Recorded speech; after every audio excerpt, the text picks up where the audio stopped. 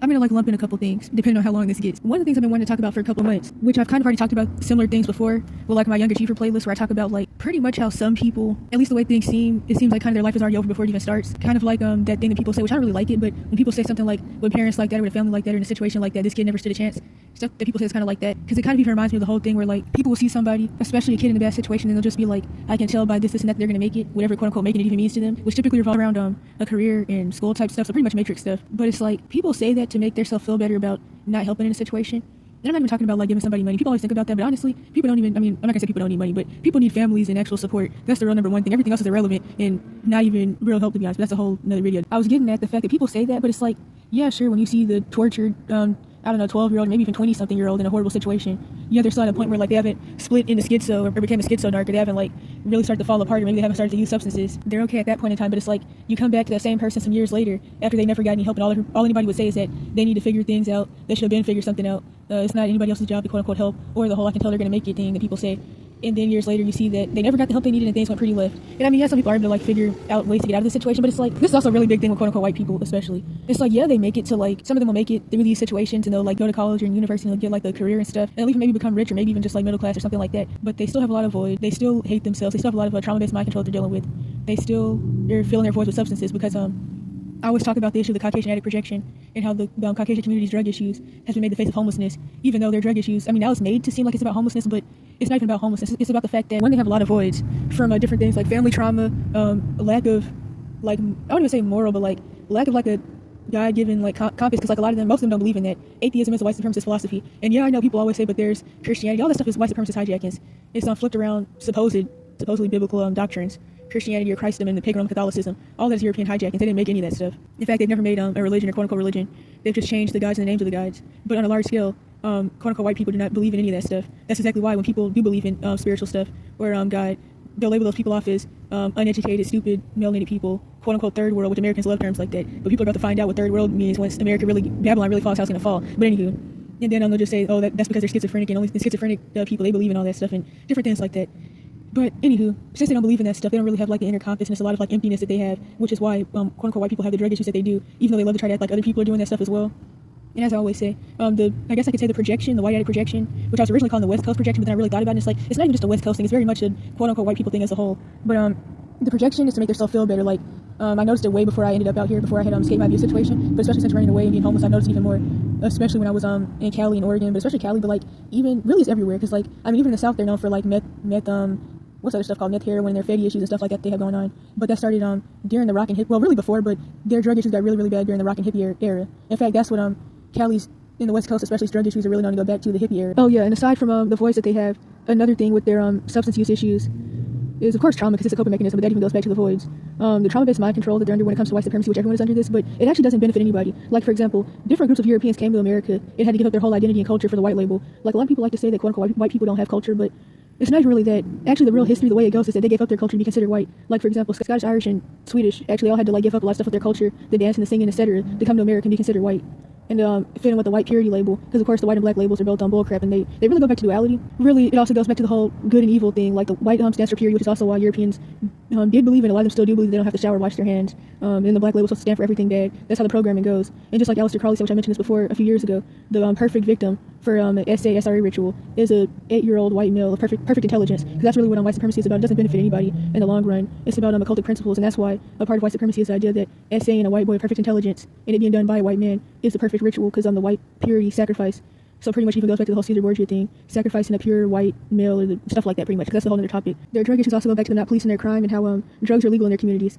They even have what they like to call harm reduction, which, as I always say, harm reduction is white on white crime. But going back to them not policing their crime, when the FBI and the doctors and Freemason, Boulay, House N-words like the real Rick Ross put snow, quote unquote, in true Yashirel communities and melanated communities, they started a war on drugs and started throwing everybody in jail for using the substances that they put in their community, because they knew people would fall into it. That's a couple mechanism for all the generational trauma and stuff, and as an escape. And then a lot of white people do like the racial program. They'll still try to like make jokes like there's the saying black doesn't crack, but a lot of them like to say black on crack, and it's like, who in the world is even still doing snow? It's like, shoot, they like to make that joke, but and then of course like to say, just because somebody throws substances in your community while you're going through extreme amounts of trauma doesn't mean use them, and that's their like excuse for what happened and trying to like play it off. But it's like, And then to actually like leave my previous situation and now be like free to like roam the world, pretty much, well, not pretty much, literally, and all the traveling I've done since leaving my previous situation, and to go to their communities and see that like you can literally just walk around, there's people literally standing around ODing everywhere, especially in the communities like in Cali where people have more money. And there's always something that you'll notice in rich areas of the wealth gap. In rich areas, you're always going to notice that it's like there's people that make a lot of money and there's people that really, really don't have any money. And there's also like a good amount of people that are in between as well. But anywho, and it's like they can literally stand around and shoot up pop stuff, which of course some people are going to be popping stuff because the pharmaceutical industry and the psychiatrists have been like getting everybody drugged up for forever and a day now, starting in infancy, because of the American mental illness obsession, which also goes hand in hand with the white supremacist philosophy of atheism. But I talk about that all the time. But anywho, so of course people are going to be popping pills and stuff and doing Xanax and all that stuff. But meth, heroin, fed, etc., etc. It's like they're standing around and sitting around doing all this stuff like in broad daylight. And unfortunately, since the homeless issue had been actually really, really bad in Cali for like a very long time, because like places like Santa Cruz, they've been unaffordable for most people since the 50s. In fact, Santa Cruz is the most expensive county in America, apparently. And it has been for forever and a day. And what point was I getting at with that? Oh, yes, the homelessness had been a big issue in places like that, which is why a lot of the homeless narratives started coming out of Cali. And that's also why the narrative was made about drugs, even though it's still stupid because people don't like start doing substances and become homeless. They become homeless at like 12, 7, etc. And then eventually they start using substances to cope, or they're introduced to it by a parent or somebody, some street parent or somebody that they meet on the streets. Crap, I've even heard of like in some places people being ran up on by people and having a needle stuck in their arm and stuff like that, or being forced to snort. Like I remember when I was in Cali, I heard something about some kicked out foster boy who somebody got him addicted to the snow, and this was in Cali, and it just got really, really bad, like really bad. And still sugar is more addictive even than snow, but anywho, before I go into that rant, they said he was like running around being essayed by men and stuff to get the substance and all types of stuff. But anywho, yeah, it's still not even like the narrative that's pushed that you use substances and become homeless. It's still the other way around. But it's still very much a quote-unquote white issue because of different things with like voids and cultural stuff of like wanting to seek a spiritual experience, but they don't really believe in it enough. It's really hard to explain. Like it kind of reminds me of this bullcrap, really wishy-washy Christian mysticism bullcrap that some, I guess I could say ministry type lady had played for like this resource center class program thing. And of course she did the whole usual religious people stuff where like they push very unbiblical stuff, and then they're like, if you don't like it, just don't say anything and don't question it. But I did get some points in the video. It definitely is Christian mysticism bullcrap, but I did get some of the points. And pretty much like, if I can find the video, I'll put it in the description, but the dude was saying like people who use substances are spiritual people that are trying to find a way to connect to God, but like the wrong way. But anywho, what else was I going to say with that? And then like especially like West Coast culture with like all the hippie stuff, because one of the things about these white people is that like they don't see using substances as wrong either, as a bad thing. And that's where the no laws and commandments side comes in. They don't see it as a bad thing. They just see it as just like living life and as being a hippie and as like, and then a lot of them think they're Native American as well, which people don't even like to talk about. That people always like to like do the whole trying to pretty much cover up the whole quote unquote Black American Aboriginal true history stuff for like the Moors, the Seminoles, the Gullah Geechee, the real American Aboriginals, which is still different from the Mongoloid presented in Native American. There's the Negroid American Aboriginals and there's the Mongoloid Native Americans, which still a lot of them go back to the same first fathers anyways, but people like to cover that up, but people never talk about all the Swedish, Irish, and German people running around saying they're Native American, just like how they run around Africa and other places saying that they're natives. But anywho, a lot of them also claim that they're Native American, and so they also try to like use that as like a way to say, oh well, I'm not addicted, or it's not a bad thing to use substances because I'm Native American, even though they're not. But there's also that side to it. But it's still just crazy because it's like still where majority of the Black population, or pretty much the whole of the Black population just about, lives in the South. Like most of them never left the South, and so places like that is where like even weed is still illegal. And it's like, it's insane that they can stand around their communities and like literally OD and unalive themselves all day long. Like I see more people pass away while staying in Cali than ever in my entire life. Like literally 3+ people would pass away every day at the resource centers from ODing. And I even remember they had even put a rule in place where if more than one person passed away, it's not funny, but like, it's just like the thought of it. If more than one person passed away in a work day, the staff would be sent home early and not get paid for the rest of the day. And a lot of people did quit because it was really upsetting to watch. And also this taught me something else as well, which is kind of irrelevant. But it also taught me that like, especially like when I was in these West Coast places, it's like, I don't know, it's like people, I know a lot of people are going to like this, but like in the religious areas, like in the Southern Bible Belt, flipped around Protestant bullcrap, people are very like prideful and like hyped up due to the idea of being religious and supposedly believing in God. But like in the atheistic areas, there often are more nice people, and the people are generally nicer. And while I know left, right, mind hurting is what it is, and I know the agenda behind it, it also does seem that like even with all the covert and subconscious racism and stuff like that, people are still generally nicer in these liberal areas as well, which could be its own video. But like that's being in that area and being like in the homeless resource center shelter environments is where I actually got to see how like actual nice good people, or well, I don't really believe in how good people think, but actual nice people who really care about people do sometimes come to the human cash cow systems and cash for kids system hoping to make a change. And when they really realize what the systems are really about and who's running it and how evil the people are that are running it and how they're just money hungry and don't care about the people that they pretend to help, they leave. And I had heard stuff like this before, like how sometimes nice people come into these systems hoping to make a change, and when they really see what it really is, they leave because they realize that they're just supporting people's torture. One of the screenshots I'm going to put in here from a video, I don't remember what their names are, but it's a point in the video where the lady started talking about the issue of white people being raised to believe they're like better than people. And honestly, I could get what they're talking about. Even the void thing as well, that was pretty much discussed discussed throughout the whole video makes me think about things that I realized, especially when I was in Cali and just since traveling, because I've spent most of my time since leaving my previous situation living in mostly white or pretty much only white areas, especially when I was in Santa Cruz. And I noticed stuff like this a lot because one of the things about redlining is that quote-unquote black people and quote-unquote white people do not live around each other typically. They typically don't live around each other and don't see each other. And this also actually fuels the divide and conquer agenda in the white supremacist MK Ultra that everybody's under, because the different groups are separated and they're made to think a lot of things about each other that aren't true, and they're never around each other really. And it's like, it's even like a thing where like if you get to go to the white schools, you're seen as lucky because the white schools are better. Everything is redline, just like I mentioned in a video years ago. Well, not years ago, it wasn't, but it was like over a year ago at least. Job Corps runs off of redlining. Certain Job Corps, or well, let me just rephrase this. In the white areas, the Job Corps have IT programs and renewable energy programs. In the quote-unquote black areas, or on the more Mexican, pretty much melanated areas, they just have like kind of bullcrap like construction. I know that nothing's wrong with construction, but it's not really like what the society and the matrix is really heading towards. Everything is going digital, and also stuff that'll screw up your body as well. Construction work screws up your body, and your renewable energy work can go into construction work, like solar panel installation, but Job Corps very obviously runs off of redlining. But I'm not going to go back into that though. Oh yeah, I forgot the main point. But yeah, so I was going to get into something when it comes to the part where one of the ladies was talking about the issue, or one of the issues about white people being raised to believe they're better than other people. And actually I knew the exact video they were talking about as well. I seen the video actually of that white lady who was talking about how she's a teacher and how she was jealous of this one quote-unquote black female teacher because her students got better grades, and she realized that the reason that she was that she hated this lady was because she was raised to believe that she was better than quote-unquote black women. And I actually seen that video before over a year ago. I get this completely. I get the whole topic because something I noticed a lot, and I mention all the time back when I was in Cali, if I didn't say this like 13 times already, is that everybody would be woken up in the middle of the night at 2 a.m., 3 a.m., stuff like that, by homeless white people screaming stuff like, I don't deserve to be treated like this, I'm not a nigger, and stuff like that. That dude who was a schizo narc who would be up all night, and he would keep everybody up. He even got the quote-unquote black lady who helped him get into the shelter because she felt bad for him because he was like 70-something years old, and he had the curved spine from being, they call it fent bent, I think. Some people call it the Fenty fold or something like that, but I know they called it being fent bent. We're pretty much, because they've been on Fetty, especially in areas like this. A lot of these people have been on Fetty since they were like 8 years old in foster care, even before going into foster care and stuff like that. So like some of these people, their spine's completely curved and they're bent over like a curly fry before they're even in their 20s, or even in their early 20s. They're already like with a curved spine. And so she felt bad for him, so she helped him get to the shelter, and he ended up getting her kicked out, which was actually pretty stupid. It didn't even really make sense, to be honest. It's like, it was a lot of mess with that. But anywho, he would be up all night screaming, F the black nigger guy, screw you black nigger guy, I hate you black nigger guy, all night long. And it's like, why? And this was at the Palace shelter too. And then he'd be in there crying because he'd be cold, because of course there's no heat in there. There was no HVAC system. It's like, people only, you're never going to get what you really need. It's always going to be like a catch-22, not even a catch-22. It's really breadcrumbing. Dr. Robin has videos about narcissistic breadcrumbing, and Jezebel people and Jezebel systems feel like the breadcrumb. You're never going to get what you really need. You're only going to get like a little piece of the pie. But I'm not going to go into that. So yeah, he'd be in there cold and crying, and he'd be like, F the black nigger guy, and well, of course, I don't get offended by stuff like this because I know real history and I know where I come from, so it's kind of whatever. I still will say, just like I have a video of, ever since my first day in Cali, it's definitely a lot of like N-word stuff going on. And one thing I've noticed from being around mostly only quote-unquote white people since escaping my previous situation is that, of course, which I already knew this anyways, I already knew that white supremacy goes back to jealousy, because the other side of hate is fear and jealousy. I've noticed a lot that white people secretly want to be quote-unquote black, which was something I already knew, but like I've actually had a lot of them tell me this. Like I even had to tell this girl that she is pretty and that she doesn't have to like have curly hair or have like box braids or have darker skin or whatever in the world to be pretty. And it's actually really unfortunate. Not that I think anybody's ugly anyways, but she is pretty, and it's very unfortunate that she thinks this. And she has a decent family system as well. They need to actually accept the fact that they need to shower and wash their hands though, but it's still like she has a decent family system, but people would still rather tell other people certain stuff and not tell their parents, because like I'm sure if she told her dad that she felt this way, he'd be really upset that she doesn't think that she's pretty. But still, the point is, quote-unquote white people want to be black, and of course people already know that due to the social condition and trauma-based mind control from white supremacy that everybody's under and is victim to, even quote-unquote white people, that melanated people want to be quote-unquote white. And it's not even just because of like people believing that they don't look nice and that they have to like look like people who hate themselves to fall into the European beauty standard. It's also the fact that like due to systematic racism, people rather obviously be the group that can benefit more off of the systems. In fact, there's this girl who makes some pretty relatable videos, not gonna lie, about like stuff with school. Although I haven't been to school, not gonna lie, which I'm sure everybody already knows that due to my situation, but still like the stuff that she talks about, like the friend stuff and the cliques and all that, it just, I don't know, just pretty much not fitting in. I guess that's the relatable part.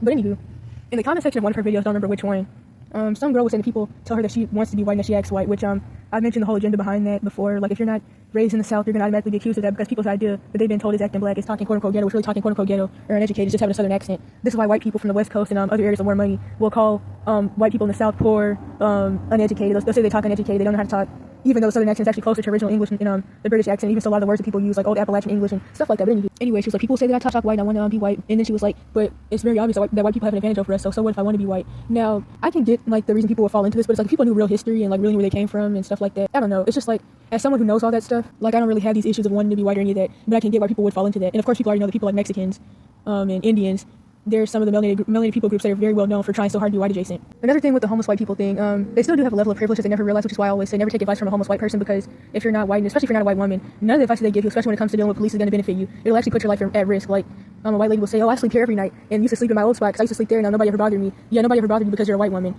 If I was even walking that side of town, I'd probably be in jail. But I give that example. And it also goes into how like white people who are homeless or even poor will go on rants about how white privilege doesn't exist and stuff like that. And I guess, I mean, it makes sense though, because I get that like people also have this idea conditioned into them that like white privilege means being rich, because people are brainwashed by media, which I talk about even in my ageism and cataclysm repositioning playlist. I talk about like how a lot of ageist and adultism, but a media that pushes adultism and anti-youth rhetoric revolves around high school and middle school rich white kids, and how that is like the 1%. It doesn't even like really fit the lives of most people, I feel, but that's what like has been used to condition people. In fact, I've even seen a lady ask like, why do melanated people or brown people or whatever in the world think that all white people are rich and stuff like that? And it's like, well, for one, because that's what the media pushes, especially with the fake bullcrap American dream stuff. Like Africans would even see people like which I mean, of course all Africans aren't even our people, but Africans would see people like Beyonce, who's in the bloodline anyways, and then that would make them think, oh well, quote unquote black people in America must be doing good then, because we see Beyonce and we see I don't know any of those other people's names. I don't really remember these people's names. Like I don't know, Tupac, and that would make them think, oh, so you're doing good, but really that's just like bloodline boule puppet people, and all this stuff is fake pretty much. And then there's also the side that, I mean, yeah, due to how the systems are set up, white people do make more money, so there's also that. Like, for example, how, like, you'll see, like, a single white woman with 5 kids and somehow she has a mansion, and then she'll say that she never went to college, and it's like that's, like, something funny that I've seen a lot. Like, I will say, though, a lot of these people that, like, live in those types of, like, communities, they used to be escorts, but I'm not gonna go into that. Oh, yeah, so a rant that I heard a lady going on once. She was going on this rant one time, some homeless white lady, she was like, I don't want to hear the effing heckin' thing about white privilege. People run around talking about white privilege, but look at my life, there's no such thing as white privilege. I mean, it doesn't really mean what some people may think it means, but I can get how, like, somebody could feel like that. And yeah, definitely, to get to the point, when somebody's, like, raised in a system that tells them that they're better than everybody else, and that they should have more than people, and that, if you don't make it to this standard, now you're no longer white, which I talked about before actually. How like if you're a homeless white person, you're no longer seen as like white by higher up white people, and now you're seen as the N-word. That's also why people like her will run around saying things like there's no such thing as white privilege, because like they're made to feel like their life is supposed to be a certain way, but when it doesn't go that way, it actually causes more issues for them, and it actually makes them more racist. That's why you'll notice that homeless white people, and this is a very big topic in Cali, are typically very racist. All you hear from the homeless white people and the white people that aren't homeless in Cali is go back to Mexico, you N-word all day long, and like it was said to so many people all day, every day, and like I was hearing that from the moment I got off the bus and I first arrived there, which I saw the video of the whole situation where this one dude was walking by and he told me, go back to your country, orange is the new naranja, or whatever in the world he said. In fact, it goes back to the whole coddling thing, just like that dude said, I hate how people raise kids these days. They either abuse and traumatize them or they coddle them so much they're not prepared for the real world. Now, this is definitely not even like a good form of coddling, but it's like, I could see how it could fit like the coddle form of quote unquote raising a kid, because it's like you tell your kid they're so much better than everybody else and that they're gonna have so much of a better life, and then when they get into the quote unquote real world and things don't go that way, it actually causes them to like form an even worse complex about them being white, and then they start to get even more hateful and angry because even though their white things didn't go how they were told things were supposed to go. And to get into the next thing, actually no, this also goes back to something I was mentioning in my video where I talk about I don't remember what the title was, not gonna lie, but I'll put it in the description. In the comment section of that video, I link a video that kind of made me think about some things that I had talked about before throughout the years, the many years, even since before the evidence channels. And in the video, this lady was talking about how like rappers like Eminem were a way for like white people who didn't fit the standard that they were told they had to fit to actually belong somewhere. Like aside from like the rock music and the agenda with that, because all music from Babylon has an agenda behind it. But aside from the rock music agenda error, I meant to say really, Eminem was definitely an outlet for like poor white people and white people that just didn't fit like what they were told they were supposed to fit, pretty much let out their anger. And now since like they don't have another outlet like Eminem, like now things are going back downhill, like the whole white man fight back thing, that agenda. So yeah. If I can find that video, which I should be able to, since it's supposed to be in the comment section still, I'll put that in the description as well. Because I actually like the video and like the topic. It can definitely go into this. Because of course, Eminem, he looks like a J3W, although technically, if you want to be honest, all quote-unquote white Americans, or any European person could be a J3W, because J3Ws are just Caucasian Europeans. They're the Brits who ran the slave trade. Christopher Columbus was one, etc., etc. But it's like, he looks like a J3W, that's a side thing. But anywho, he's what higher level Caucasians would consider to be quote-unquote white trash, or at least from the background that he claims to come from. And I'm not saying he claims because the whole, I don't believe he was poor because he's white, I'm not talking about that bullcrap. I'm saying he claims because none of the stories that industry people have, none of their backstories are ever real. That's why I'm saying that. I don't care if you're Tupac, his backstory isn't real. And all thugs are turned out DL chomos anyways, but still, to get back to the point. Actually, no, this can go into the last thing. And no, I'm not saying all the time, but another thing I've noticed throughout my life is that typically, a lot of poor white people live in trailer parks, because trailer parks are still redlined to the point where they still will have to get to go to the better schools, or schools with more funding, the quote-unquote white schools. But a lot of them will live in trailer parks sometimes. But I've also noticed, like, most of the time, the only time a white woman, well, white people in general, live in the hood is when they're on substances. And they're never on the substances that, like, other people in the hood would be on, like, I don't know, like, weed typically, because that's one of the things that, like, a lot of melanated people have fallen into. Of course, alcohol as well, especially with, like, Native Americans, too. They have, like, alcohol issues. But typically, especially because we can barely even do weed without going to jail. Not that I'm into any substance use, but as I've already said, they can use whatever substances they want in their communities because they want to do a war on drugs, and it's legal in their communities. But in the areas where all the quote-unquote black people live, even weed is still illegal, and people are still, like, kids are still getting life sentences for smoking that. So it's like, we can barely do that, but a lot of people do that. But then it's like, the white people in the hood will be the ones that are on, like, heroin and fatty and meth and stuff. Or, not really so much the fatty thing. That kind of depends, because that's getting really bad as time goes on. It's spreading too. Just notice that as well, that, like, typically white people don't live in the hood unless they're on some type of substance, or they have, like, some type of serious health issue. Or really both. It's typically really, they have kidney issues and they're on meth. Or they're a white woman who's dating a black man, so that duo. And typically they still pop pills or something together when that does happen. And this can also go into something else that I've mentioned before with ministry people, especially ones who do deliverance, and how they very obviously hate triage and they hate their own people. And due to issues that they have with their own people, family, community, stuff that happened to them in the hood, stuff that their mom and dad did to them, their dad leaving and not being allowed around, their mom not liking them, which is, as I always say, still funny because they still hold their abusers and mess them up in the highest esteem. They still act like whoopings are the best thing ever, and that's why they have the issues they have. They still talk to their mom who doesn't like them, all that stuff, cognitive dissonance, that they push as forgiveness as a part of the footprint religious doctrines. What I'm getting at with this though is that, okay, I remember what I was going to say now. So I've noticed before that like some of these people, they also often like Trump as well, which it's like if you're really in the truth, you wouldn't even believe in politics, you wouldn't even be voting anyways. But they will go on these rants, always talking about black people and stuff like that. It's like something else I noticed is that since people are never really around different groups because of redlining, they don't realize how much, especially Negroes and Caucasoids, have in common. Like I always mention the whole thing with like the traumatized quote unquote black dude who had a Jezebelic mom becomes Jezebelic himself, to be honest, and also really Ahabby. And how, like, due to the issues that a good lump sum of quote-unquote black women have, which is being very Jezebelic, like the angry black woman stereotype, which I already have plenty of videos and playlists about this. Due to this, they'll have issues with all quote-unquote black women because of how their mom and most of the black women around them acted. Yes, most. I know people are going to do that thing. If anybody who watches this, and I'm going to ask people in the comments if anybody actually watches this, saying that whole, I'm so sick of this stuff about black women, but anywho, because I had somebody did that before. Somebody did that before, but anywho. Anyways, anyhow, due to that, he'll develop a trauma and hatred for women who look like him. And so he'll run after white women. And he'll get with a white woman who is also Jezebelic because one of the things about it is that what I like to call being a schizonarc, because it is a form of being a Jezebel / quote-unquote narcissist, and also a form of like what I consider the far end spectrum of quote-unquote schizophrenia, which pretty much that's what narcissism is, because I mean schizophrenia means split minds and multiple personalities and all that different stuff that comes from trauma, comes from having splits or fractures, which pretty much everybody has, but that's another topic. So I call it being a schizonarc. White supremacy is a form of being a schizonarc. It's denying reality and a lot of different things that revolve around pride, lying, gaslighting, projection, etc. That's what white supremacy is. It is a form of being a schizonarc. That's what I like to call it. Although other people say on white psychosis, white schizophrenia, white narcissism, stuff like that. But anyhow. So he goes and gets with a white woman who acts just like the stereotypical black woman. Because to be truthfully honest, Negroes and Caucasoids have a lot of the same issues. And what was I getting at with that? I'm not gonna lie, I don't even remember. But if I remember, I'll put it in the description though. I was also thinking about this a couple hours ago, which I think about this pretty often. I've had a lot of melanated women, especially from like the West Coast. Well, not even especially from the West Coast. I won't even say that from the West Coast. And pretty much they like grew up in areas where there already really weren't a lot of quote unquote black people anyways. But like they often will say that the reason that they don't date quote unquote black guys is because they have issues with women because of how their moms were to them. And I'm not gonna like to see that. I can also see like the whole effeminate thug persona DL Chelma programming and like the whole walking around with their butt out thing and different programming that different people are under. And of course white people go through a lot of abuse and torture and family trauma and SA as well. But different ethnic groups definitely have different generational curses and different agendas pushed against them.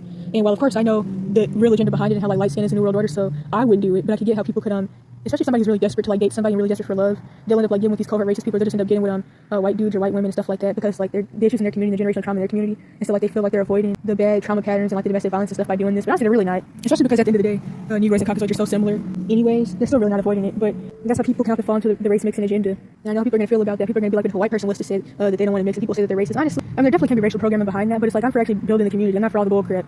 I'm not for the desperation bull crap either. I'm gonna run and get with anybody who will let me in because nobody else loves me because since I'm screwed up, I only attract other screwed up people, which means I keep attracting Well, I mean, I've never been the type of person for the down low thug butt out dudes anyway. They've never been into me, so I've never had to worry about that. But like, I'm just not the type of person for it. But since I know real history and stuff, I don't get offended by the whole I don't want to mix I want to keep the bloodline pure stuff. Like, in fact, it actually goes back to one of the commandments of the laws and stuff. Like, Sharia was never supposed to mix with not even other quote unquote races, but just ethnic groups in general, because all the ethnic groups, whether they were the same race or not, or whether they were also Negroid or something close to like the Egyptians, they still weren't supposed to mix anyways because they were pagans. But I've even had when I was a lot younger, I had a white boy tell me that he doesn't do the whole mix and stuff. He doesn't date black people. And honestly, I don't really care about that. I mean, I can get how people would want to keep their bloodline the way it is. I mean, I should want to do the same. I shouldn't want to fall into the whole agenda of somebody using my DNA to keep their bloodline alive because the sun's gonna get hotter as the earth goes into judgment, and their kids need to have melanin to survive. They're not about to use me for that. Point is, I'm not one of those people who doesn't know who I am and doesn't know my history, so I don't get offended. And I wouldn't be offended by a white person saying that they want to keep their bloodline pure. Now, honestly, I want them to keep their bloodline pure, but really they don't want to do that because they know they're gonna die out if they do that, and they've been going extinct for forever, especially because of their substance use issues. They've been going extinct from that as well. Crap, I've even heard that even in Europe they have like these same issues. Like I can't even remember it, but I think it's like the opening image from my playlist about the white addict projection. I think Africans saying I've talked about this before, melanated people that like want to go after white people and white men because they feel like they have more money, they feel like they're rich, and so like just different people, groups from different countries will like run to Europe or run to America to be with some white man or white woman because they think that she's gonna be rich or he's gonna be rich. I hate that anyways for a lot of there's obvious reasons. It's very superficial, obviously, and then it's also bullcrap. You hate yourself, and then you run to these people, and then whenever they get mad, they call you the N-word and all types of stuff, and then when they want to divorce you or they want to break up or they just want to punish you, they take your kids, which typically you have a baby daddy's kids, so the kids don't even look like the white man or white woman, but because they're white, they get to run off with your kids that are obviously not their kids. I've seen so many people in situations like this, Mexicans, Africans, etc. But anyways, anyhow, to get to the point, I've seen an African lady talking about how a lot of people try to run and go get with these European dudes and these dudes from Sweden and stuff like that, and how they have serious drug use issues. I have no idea what all I went on a rant about, but I did not get to so the deliverance ministers go way back to 30 minutes ago. They have issues with their own people, and so do this. They'll go on these rants and they'll be like, black people and Mexican people or whatever in the world, we like expensive shoes and we like materialism, but why don't our white counterparts, whatever they mean by counterparts, I don't even know, but why don't white people don't do that? And it's like, honestly, something that I've realized is that melanated people, it's not even about like just wanting to appear to have money. It's not even just about the rap agenda. What I've picked up from traveling and seeing different groups of people, it seems that melanated people, even including like the lighter Asians, just like fashion. It doesn't even really seem like it's just about like this whole I want to look like I have money thing. I really just think that melanated people like fashion in general. People are from Italian slavery and all this different stupid stuff that really doesn't have anything to do with it all the time. And then also that's really not true. Like definitely it seems like a lot of white people don't like Nike. I mean, of course, some of them will say that they won't get them because they're too expensive, and I could get that. But also, like a lot of them will even tell you that they really just don't like the shoes. And then also that's still not true that white people aren't materialistic. Like I mean, look at families like the Menendez brothers situation. Family systems there's no emotional connection because of like just different generational curses. Like they have the same unloving spirits that black women and black men are known to have towards their kids. Like there's like there's no emotional connection with them and their kids. Like a lot of them don't really like their kids. They just like to make money. They like to have these good jobs and careers and look good and have these big houses and these huge dogs and nice cars, but they don't like their kids. Their kids are struggling. Their kids listen to rock music while cutting themselves. They raise their kids to hate melanated people, just other people in general, and think that they're better than everybody. But it stops there, which goes into the next couple screenshots that I'm gonna probably have at the beginning. So this girl, I've been wanting to make this video for like well over a few years now, and I've been having the screenshots just sitting there. This girl fell into a very common trauma symptom and abuse and neglect symptom, or coping mechanism more so, of chasing chomos, which she still does to this day. Not gonna go into all that too much, but her mom was on substances. Her mom OD'd on Fetty when she was, I don't remember how old to be honest, but it was a few years ago. It wasn't that long ago. I believe she was like 14 or something, or 15, one of those. And her whole family system didn't like they didn't like her because they were abusive. And they didn't care about her situation. Her uncle had OD'd like just a few months before her mom OD'd, and she also had like some lighter skinned Asian grandma and uncle who didn't give a crap about her and were very rude, and they were racist as well. The whole family was racist, and it's kind of she was put on her mom's obituary picture thing because her mom really liked the rapper Future, and her mom, as she told me, would always say that she would never date a black man or let a black man touch her, and the only black man she would date is Future. You don't like the rest of them, and that you couldn't even get what you tried probably, except like the low down dirty ones, but you want to get with Future. Her original dad abandoned her when she was a baby. In fact, she was told that her dad was some crazy schizophrenic dude that was lost and homeless in the world and probably did. But when her mom OD'd and the court case happened, where her mom's ex-husband from a long time ago that disowned her, who was supposed to be her quote-unquote stepdad, he had to come back into the picture and go to the court case to keep her from going into the system because she had nowhere else to go. Which at least he did the bare minimum of taking her in, but of course it still stopped there because he doesn't have the ability, as many people, to give like an emotional connection and love anyways.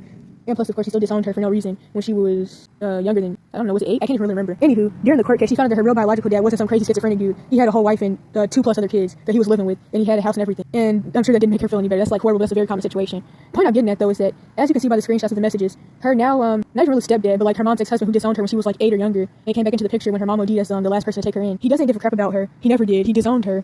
He abandoned her, as people like to say black dads do. Even though really a lot of the dads aren't allowed around because of women are trifling. He did all that. You know that dudes are insane her and still are. You're letting all these white men R-word her and let her run off into the sunset because you're not watching her run off with different white dudes who, or even a lot of them even rich that she meets on Tinder and these different sites. Like, she's met the stereotypical rich white dude who has second citizenships in different countries to go stay in places where the age of consent is 12 so he can get with 12-year-olds easier. You push all your anger onto melanated people, especially quote-unquote black people, Mexicans, and Arabs, but you're letting all these dudes R-word your quote-unquote daughter, and then you disowned her. And it's like, all this stuff is a projection. People, it's just like how dudes who are typically, well, not even typically, 99% of the time they're on the down low anyways, but it's just like how these dudes with all these perversion issues who like little they like kids, or people who are just too young for them in general, and they're R-worders, and how they're always running around saying, well, at least I'm not gay, at least I'm not gay. Those dudes, and they typically are gay anyways. It's just like that. People have to have somebody else to put down and make themselves feel better about their own issues. As I always say, for somebody to be up, somebody else has to be down. It's no different than that. At least I'm not gay, at least I'm not gay, at least I don't like anal and all this stuff. They'll go on rants about that, but yet they do these same sexual ritual acts that are still going to be sins regardless of what gender you do it with. They go and do them with women. And it's like, if you like oral or anal, you're turned down and you have perversion issues anyways, whether you're a man, woman, whatever. But it's still like, they go on these little rants to make themselves feel better, but it's all the same. And that's exactly what this is like. It's like, you're sitting around talking about you need to watch the Hodge twins and calling her stupid because she doesn't want to be racist. You need to be worried about all these dudes that are wording your daughter. People's priorities are all types of messed up. And then, lastly, I may not even really talk too much about this, but in one of Kareem's videos, which I'm going to put the screenshot at the time, somewhere a couple minutes before the timestamp that I screenshotted, she shows a clip of some rich lady talking about she became rich. I'm not even gonna lie, a lot of things that she was saying made sense. Although of course I also still see the prideful, arrogant, stuck up, I'm better than everybody else side to it. Like she was talking about how like when you become rich, you don't want to like be around people and hear about their issues and about their substance use issues because that's the issue in their community. But anywho, how she wants to get away from those people because she doesn't want them to like drag her back down. Which honestly it makes sense. But I still get the prideful side. Anywho, Kareem mentions how like at one point she almost got caught up into that mindset when she started making money of thinking like, yeah, I'm better than these people because I'm doing what I'm supposed to do pretty much. That whole I'm doing what I'm supposed to do mindset. I kind of mention this pretty often, like how people feel like they're doing what they're supposed to and other people aren't. Like the whole idea with quote unquote homelessness, how people feel like they're better than like that person because they're bad and lazy and all that stuff and they're not doing what they're supposed to do and they're not working like everybody else is. And those different ideas that people have, or even the whole one wrong decision thing. And I hate that because it's like people become homeless somewhere from infancy to 16, more so 7 to 16 by themselves. That's when they become homeless by themselves. And it's like even if you're like 18, 21, 20, 25, whatever, it's like when people typically really first end up out here, which are typically ignored and not really noticed until they're like way older. People just assume that they're way older and they really are when they're not. It's like they don't really have like the chance to even make those stereotypical bad decisions that people think get people out here. Anyways, it's like people end up out here because of the family system issues. The family system is why people end up homeless. Foster care, getting kicked out, running away, or they got kidnapped and they had to escape their kidnapper / trafficker eventually dumped them out once they got tired of them. They felt they couldn't use them anymore. That also happens to people. And then due to like fall into DID and schizo and different stuff like that, are just different things. Like some people when that happens to them, they can't find their family after that. Like some of those people they had good families, but like they got kidnapped and they weren't able to find their family after that. They lost their mind due to the trauma, and then they don't know how to find their family because they're so traumatized they can't even talk anymore. So the whole bad decision thing, that's whatever. All the lot of people are about to become homeless, so due to the dollar and Babylon falling, the agendas that are being pushed, but it's still like a breakdown of the family system as the number one cause. And most people haven't had the opportunity and aren't even old enough to have made that quote unquote bad decision when they end up out here. And it's like people will like try to do that thing. And it's like, well, crap, what is a bad decision? It's like I haven't. anyways, I'm going on the whole rant. So Kareem talked about that, and it's like that made me think about what I've mentioned in plenty of videos about the whole I don't know, just like how religious people in general hate poor people and they hate homeless people.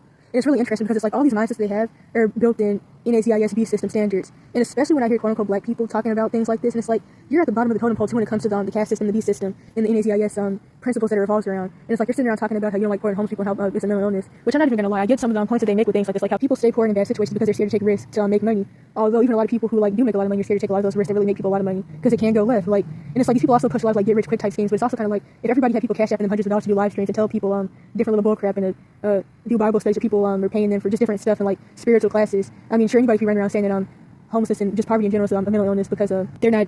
I mean, anybody can say that they were getting sent and cashed at hundreds of dollars every day.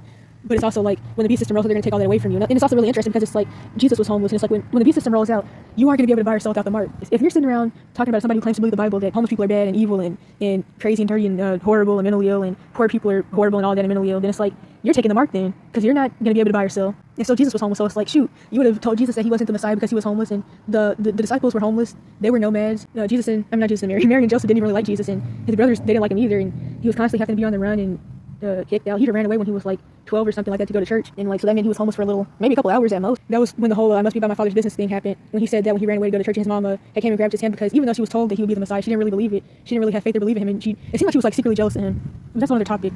The point is, it's like they go on these rants and they talk about how they're better than everybody else because they're doing what they're supposed to do, quote unquote, to make money. They're doing what they're supposed to do and working and all that. But it's like none of that stuff is even really real. People who like I don't even know what to say about it. It's just like really interesting. And it's like when Kareem mentioned that, it made me think about even something I had fallen into. Because like I said in the video that I'm going to put in the description, it's unlisted, but I mentioned how pretty much like for years on end I've been listening to these types of videos. So like I feel like really they don't even really apply to me. Like I was pretty much I've pretty much been blaming myself, guilt tripping and victim blaming myself. I don't really like the victim term, but I've been doing all that because like I just thought that like I would be able to like do more and figure out more even before like escaping my situation. Even though like really with the stuff that I've had going on, that stuff really just wouldn't work out. Like I'll be watching videos. I'll be like, if you really wanted to better your life and make money, do what you're quote unquote supposed to do. You try to make money through digital. You try to make money through dropshipping. You'll try to make money through writing books. You'll try to make money through what's that thing, print on demand and different stuff like that. So like I started I wanted to make money anyways, even though I'm getting out of my situation, which none of that worked out. But I made my own print on demand store at 14, and I did a whole bunch of other stuff as well, even to this day.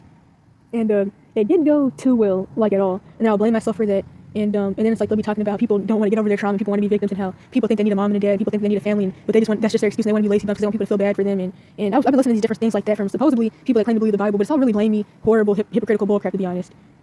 Even going on rants about how people have displaced empathy and sympathy for homeless people and different rants like that. And it's like honestly, the more I've thought about it, it's like, why am I even listening to this stuff that isn't helping? It's just making me like try a lot of stuff that's like more so get rich quick type schemes that aren't bound to work anyways, and then have something else to blame myself for when it doesn't go right. And then it's like people are trying to focus on basic needs and surviving first. All the other stuff comes after it. And then the last screenshot, or maybe it's the first one, goes into how as I always say, nobody really cares, and in every bad situation, people have a new excuse to treat you like crap.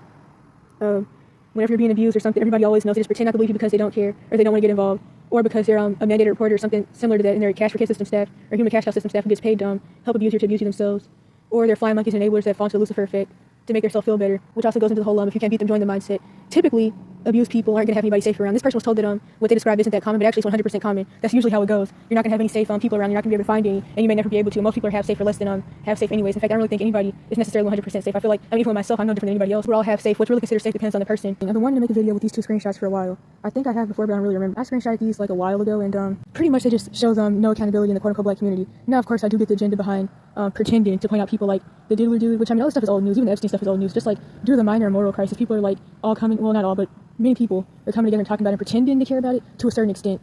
Still not wanting to admit the whole SRA and high level on trafficking, bloodline and occultic stuff that goes into this stuff, because I don't believe in that, because I don't believe in it. I still don't really care about people suffering and what all really happened to people, because I don't believe in Satan, and I don't believe in the occult, and I don't believe that the occult exists and all that. So I'm still going to say that these people are lying. And what they also do when they do that is they make situations like high level SRA traffic, like the Epstein stuff. One, they make it about just girls and women. Two, they make it about quote-unquote prostitution instead of it being what it really is, high level SRA traffic. And it's actually offensive to do that, and it just shows how much they don't care, because what they don't want to believe is they have so much pride around, and they hold it so high to where they'll still deny the reality of what people truly are suffering through, because they don't believe in God and they don't believe in Satan. So that means screw everybody else and screw what happened to them. So yeah, I get the agenda of why like they'll mostly point out people like the Diddler dude and still want to talk about the Epstein stuff, because melanated people are going to be called out more. Like for example, Rashad Jamal, what's the other dude, Nature Boy. Although these people are still Freemasons anyways themselves, but they'll point out people like that because they're melanated, and because especially with Rashad Jamal, he was bringing together people of different ethnicities as well. Even quote-unquote white people and Asians and stuff followed him. And no, I'm not saying that these people aren't pushing occultic Freemason mind control doctrines. I'm just saying that obviously they went to jail because they're melanated, and it's like people really care about cults. The Catholic Church, all of Christendom wouldn't exist. That's all Luciferianism anyways, or more so Satanism, or both. The Church of Scientology wouldn't exist. They would have been went to jail because they're a cult. They would really kidnap people. Like in the white communities, the Catholic Church, the Church of Scientology, the Mormons, etc., all those different Christendom things, they run around kidnapping people, but they don't go to jail. So I do get the agenda behind that. And of course, I don't believe the dealer dude's going to go to jail anyways. For real, that's all games. It was all distraction anyways, just like with Epstein stuff. They're pretending to bring it back on that they're going to do something and that people care about it. To use that as a distraction while they push all these laws and stuff that they're pushing. They've actually been pushing since Obama, because he's the one who started passing the no high laws, where they're going to be cutting people's heads off with whatever they're called, as a part of the beast system. But anywho, so yeah, I get that part, but still, look at these reactions in the comments. So this is the effects of no accountability, which Negroes and Caucasoids both don't have on a large scale. And I talk about that all the time. Their reaction to the Diddler thing and talking about because they have no respect for us and different stuff like that. Quote unquote black people and their pro-abuse of Southern culture, and also of course the Black Boule, Freemason, SRA trap families like the Black Panthers and stuff, how they react to Ally Carter. It does also show the same form of projection, no accountability, even going back to that fake dad dude who could care less about his supposed daughter or her getting R-worded by dudes, but we'll sit around and talk to her about why she needs to hate black people. And it's like, you're focusing on the wrong stuff. No accountability nowhere. Next thing that I want to talk about, this goes back to the homeless thing, the stereotypes and rhetoric that's pushed, the whole their services out there stuff. Now, of course, as I've said since the Abuse Evidence channel, I didn't really start realizing this till a while later, because a lot of people are told this like 18 rhetoric, and you're made to feel like one day when you get a certain age, maybe even 21, things will change, but none of that stuff is real. And if you realize that before 18, then you're lucky. Because like due to adultism, which actually you're seen as a kid till at least 30, really more so 40, the ageism will stop.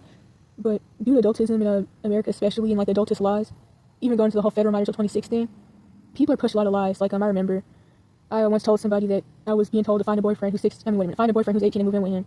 And I was talking about how I was just gonna maybe try to do that and try to find a guy who was like nice, who I had something in common with.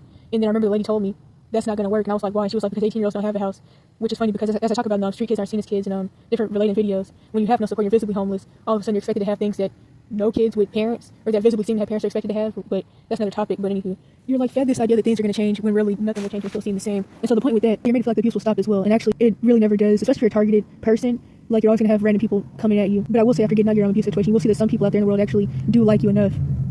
Even though your family and the abusers around you, like the cash for kid system staff, they hate you. But it's like, that's why I say the human cash cow system, because it never stops. Like, I used to believe that like you get out the cash for kid system at 18. That's not true. You can get trapped in these placements for really the rest of your life, like with TTI. You don't have your vital records, you don't have transportation. You're on a ranch in the middle of nowhere. You're locked in a building in the middle of nowhere. Even if they do let you out, they let you sign yourself out at 18, or they kick you out at 18. You still don't have a way to leave the campus, so you can't leave. People are stuck in these systems for the rest of their life a lot of the time. And if they do let you leave, when the systems work, you're typically funneled through. You end up right back in another one. You end up in one for older people. You're trapped in the cash for kid system until 26 or older. Then you're pushed out to the older adult system eventually. The human cash cow system never stops pretty much. You go from homelessness to labor trafficking. It just keeps going. No age will get you out, and that's the scary thing about it. But the point with that is that there is no system put in place to help anybody of any age in any situation. And that's done by design. And with adultism especially, youth are seen as people who need to be trapped in situations because family. You're supposed to be a family and parent. That's how people see it. As I said before, especially if you're a woman, as long as you're 30, you're 30 or younger, especially people tell you to just go back home and that they know you have somewhere you're supposed to be at. If you're in your 20s or younger, you're going to be told you're not really homeless because you're a runaway or kicked out, so you did something that you need to work out with parents and go back home, or you're faking it. And this also goes into the next thing. People will say that there's help out there, but there is no help out there for anyone really. And people who've never been in a situation where they really need help, or they will acknowledge that they need quote unquote help that doesn't exist anyway, they're always going to feel like there's help out there because they've never been in a situation where they've needed to get help. And really, people don't care anyway. People don't care about stuff that doesn't affect them. And so this goes into the whole thing where people will be like, homeless people are getting free money, they get paid to be homeless, and they get free food stamps. That's in the white liberal areas. That's in the mostly white liberal areas, because for one, due to redlining and stuff, and also the areas where they make more money, more taxes go, since they actually can like fund these programs more. They get this stuff, but like those programs, that people talk about, where they say homeless people are getting free loans and stuff like that, that doesn't exist in 99% of places. And as far as the youth programs, America already really doesn't have any because of adultism. If you're 18 plus, you're still going to constantly be getting told go home and stuff like that. And pretty much, you're always going to be getting told no matter how old you are, either go home or get a job, or people are going to try to push you into fake help and put your life at risk. Pretty much, that's how it's always going to go. But it's like, due to adultism, there is no youth programs. Being homeless is illegal. Being homeless under 18 is illegal as well. You go to jail for it. At least in other countries, it's not like illegal. You don't go to jail for it. You just be outside, but you don't have to like spend your whole time hiding from cops when you didn't do anything wrong. And being homeless is also illegal step on top of that. So it all goes hand in hand. But like in other countries, they don't really have to deal with that, all that put together. People will go make documentaries and call themselves helping homeless kids and youth in other countries, but there's plenty in America, but they won't help the ones in America because there's laws put in place to keep people in bad situations. There's laws put in place where people will say things like, well, I don't really want to help them because I don't want to get accused of nothing. They say that as an excuse, but it's like, it's not really like anybody's gonna really do anything. Like a parent may be mad if they put their kid in a documentary because the parent doesn't want to be exposed, but people aren't gonna care anyways because people feel like kids deserve abuse and they will always victim blame anyways. But people be like, well, I don't want to help younger people or homeless people because I don't want to be accused of being a pedo, or I don't want to be accused of harboring a minor. Or if they're 18 plus, they'll say still I want to be accused of something for harboring somebody's kid. And it's like, still, it's like even with adultist laws, like America will set up youth shelters, and the only places that have youth shelters, there's a few places in the West Coast because liberals are little stages, especially in these red southern areas. Like, there's not going to be youth shelters. People feel like if somebody's homeless and they're under 30 especially, they just need to go back home because they're runaway or kicked out, and that kids need to be at home, quote unquote. In the places where like the better youth programs used to or do exist, still of course there is no like full-blown help. Nobody's ever really going to full-blown help you. You're only ever going to get breadcrumbs, but it's like a little bit of stuff that is offered is in white liberal areas. And like this didn't really come out how I wanted it to, but it's like I just know feel like there's a lot of rhetorics out here that are commonly pushed by Californians, because Californians since they've had a long overgrowing homeless issue, and of course their drug issues in the white community have been like festering for a really long time. They push and create a lot of the rhetoric and ideas revolving around homelessness. But the white drug issue homelessness, or supposed homelessness, because like I said, it's not even just about homelessness. They're doing that stuff with houses. The rich people, the doctors, they're known for being the biggest pill poppers. They always have been. Like their version of like poverty and supposed homelessness isn't really the reality. And it's just their community's issues. And the unfortunate thing is like for example, channels like the channel's called Invisible People. I remember now. He has like these interviews he does about homelessness, and he talks about how he used to be on drugs, and now he's addicted to food, and now he's overweight. But it's like he's not talking about the homeless issue. He's talking about white people who are on drugs though. That's the thing. That's the only thing about it. And it's like channels like his, they don't talk about the real issue. They talk about the white community's issues and not really anything that would ever fix the actual homeless issue. Like he's talking about rehab and different bullcrap and harm reduction. Like none of that has anything to do with homelessness. And yeah, I do know that like a couple mechanisms people eventually start to use substances. A lot of people will, but like he's still not talking about the real issue. He's talking about his people and their stuff that they have going on. And it's just like my point is that all the narratives have seemed to came out of California, especially for years on end now on the West Coast and the Midwest, and they don't really fit like everybody. And this is also why you'll see these narratives about people getting paid to be homeless and people getting food stamps to be homeless. And it's like in the black areas like the South, I mean, especially with the laws that are being passed, you can't even get food stamps that easily. And actually, it's harder to get stuff like that if you're homeless, and you can't get that stuff under 18, especially if you're a missing person. And you really can't get that as a missing person in general, because that'll help your abusers find you, especially if they're rich. Everything doesn't apply to everybody. And a lot of the narratives that are being pushed don't apply to most people. Like there's programs out there. Like people even say things like on the support groups on Reddit, especially. There's programs out there for homeless youth, and it's like everybody doesn't live in Canada. Everybody doesn't live in California. And since most of the people on Reddit are J3W, Caucasian Europeans, white, savior, covert, subconscious, racist, liberal, they always say stuff like that because since a lot of them or most of the people on Reddit live in Canada or California, they assume that like people are always going to be living in Canada or California, but that's not true. And they're always talking about there's this program and that program. If you go here, like in fact, I even remember this was well over a year ago. Somebody was like, anybody who's eating out of dumpsters is mentally ill. There's always places to get food, and that's not true whatsoever. Like even people, I see people that very obviously have money drive by dumpsters and stuff, even to like get furniture to rebuild and repaint and sell, which is a big business. I think it's called upholstery or something. But I mean, I see people with money go behind stores at night once they're closed and take whatever's in the trash, pallets, and everything, and make stuff with it. Or well, obviously they don't make stuff with it to sell it. And I know the Nova girl, she's made videos about dumpster diving. It's like a lot of good stuff is thrown away every day at the end of work days. Like you can get so much food that's good out of dumpsters, and it's like, and then still the idea that everybody lives in a place where there's soup kitchens and there's transportation to get to them, and people are just like giving out food on every street corner. Like not everywhere has food, not bombs, just like pulling up in a van or something. A quote from the guy who was homeless in I think Arizona since 14 or younger, who was like, I was homeless at 14 in Arizona, there is no help at that age, I had to eat out of dumpsters. These narratives come out of these certain places that seem to not get that what they have where they live isn't the usual. That's why a lot of vagabonds and nomads and stuff like that, they watch where they go. Like a lot of them, they avoid the South. Like I mean, a lot of them even avoid the East Coast as a whole, just about, other than maybe New York, which that's not really a good place to do that either, to be honest. But a lot of them avoid the South and the East Coast because they know how people are out here, and they know that like the vagabond, the buskin, the ukulele playing, people wouldn't go for any of that out here. Like crap, if a lot of the vagabonds who are young vagabonds that travel around the West Coast and the Midwest and up north and stuff, where like come to the South, like somewhere where I'm at, they'd be told you don't even look old enough to be out here. You need to be at home and stop being bad and grown. Like they think they get $1 busking and playing their guitar or piano. They'd be told they need to be at home with their parents, and the whole honor your parents stuff. They'd be told all that stuff. So my point with that is that many vagabonds and nomads and stuff do know the differences between the culture in the West Coast and in other places, and even Canada, are pretty much liberal places, where people also are typically kind of nicer compared to like other places. Pretty much, they know the opportunities that they have, especially with, like resources when it comes to food and things like food not bombs and Cali, compared to like if they go anywhere else. Like people were hopping on buses in San Francisco and LA and would go all the way to Portland for like a couple days just because of the services that Portland has, where they give out food on Sundays and different days. Like people literally leave Cali, it's not that far though, and go to Portland, Oregon to get food. They definitely give out a lot of food as well. Just like where I'm at now, they don't have like a lot of that stuff. And like when they do, the places that do give out food, it's probably like the funding as well because they run out quick. And these aren't even places for necessarily homeless people. They're just places that people who need help with food in general go. It's also, I mean, typically places are going to give out like high carb stuff that can screw you up if you already have diabetes or metabolic issues, or give you diabetes, because it's shelf stable. Just in general, people eat like less healthy stuff in the South. They just, people in certain places, some of them do know that like they have an advantage. Well, I'm just saying advantage, maybe, but they have like privileges that most people in certain situations don't have. But a lot of people pretend that like that's not true. And like everywhere has some of the programs that they have in Cali, and still like even with like the loan programs, I mean you got to pay them back. Nobody's really getting paid to be homeless. Although sometimes people talk about like people getting disability for health issues that they have from substances that they take, which yeah, that is a thing. That's not easy to get though. But in white liberal areas, sometimes getting stuff like that is easier. Stuff like that meaning disability. But and by the way, when I say to themselves, I'm not talking about people coping with substance use. I'm talking about the Caucasian community allowing their substance use issues to get this bad and not policing their crime, and even legalizing substances and committing white on white crime by doing what they call harm reduction. And then people say things like if somebody claims that they were in foster care but they're homeless and they're lying because there's programs for that. You have access to types of programs. You need a case manager for one. And I know like in the South and East Coast, especially the South, like there's storm shelters sometimes when like the temperature gets too low, like below freezing, of course. That's when storm shelters open, or weather shelters, I guess that's what they're called. Those shelters that do exist, like they don't have case managers. They definitely don't have youth resources in any area that's not mainly liberal and mainly white liberal areas where they also have more money. And it's like even the places where they do have those services for like foster kids and homeless youth in general, still due to ageist laws, there isn't a lot, and still nobody's really ever going to get the help they need. People still they're still not getting the vouchers that foster kids are supposed to get, that people claim they're supposed to get anyway. Like none of that stuff is really true. And then people forget that still everybody lives in Cali. Not everybody lives somewhere where they can go to a youth resource center and have a case manager try to help them get their own FUP voucher, which they're still not likely to even get. And then like some people, they never come to the top of the waiting list because you still have to be in youth age range to get onto the waiting list, which is of course done by design, which is why really they're supposed to be put on the waiting list well before 18. But of course majority of them never get put on the waiting list. They don't even get told about FUP vouchers and stuff like that. And then it's like by the time you age out, you're what was I gonna say? Oh no, by the time And I think I already said that some of them never come to the top of the waiting list even before 25 or whatever.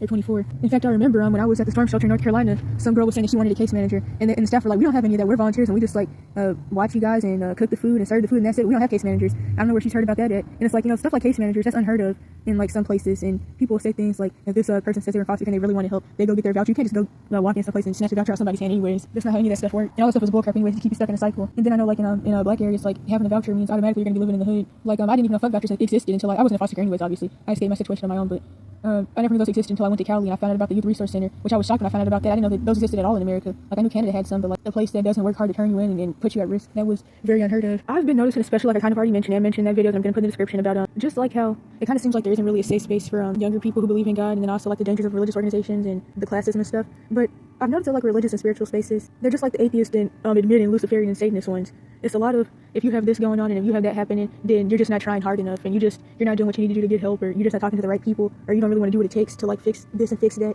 It's a lot of that. Then the next thing, some screenshots from the idea that like anybody, pretty much if you're like a kid and you actually have parents and family that give a crap about you and that are safe enough to stay with, that you're just lazy and a bum because of this individualistic mindset that having a family and having parents is a bad thing, and it means that you're lazy and you're supposed to figure something out, which is so weird. Which is that screenshot, that boy actually, he doesn't even live in America, but he lives in France, but still it's like, there's this mindset. But then you see like with the other screenshot with the girl, or well, with the person talking about like how they have a job, like they're one of the many people who is in or is in a financial abuse and infantilization situation, being raised by Jezebels who didn't want them to get a job, they had to sneak to get a job, and now they're fighting about like being able to get a bank account for their money to actually go in from their job. People don't actually get how much parents and guardians and human cash cow system staff actually work to sabotage targeted people, and how hard it is to actually like figure something out to fix or quote unquote fix your situation and quote unquote do what you're supposed to do. And as I always say, age's laws have literally changed for the worse. It's still so crazy because in America it wasn't that long ago, or maybe it was at this point, but it wasn't that long ago, it seems, when like you could drop out of high school at 14 and people were working at factories and getting married by 14 and buying their own houses. Now you can't do anything till you're almost 35. When I was in elementary, since that's something I went to anyway, I remember this whole situation, which also can even go back to the racial stuff I mentioned. So one time there was this situation where some boy, he was obviously trying to not be rude, because like there are people that really do see the issues with the black and white mind control labels, and they don't want to identify with either of those because they know that neither one of those things are an identity.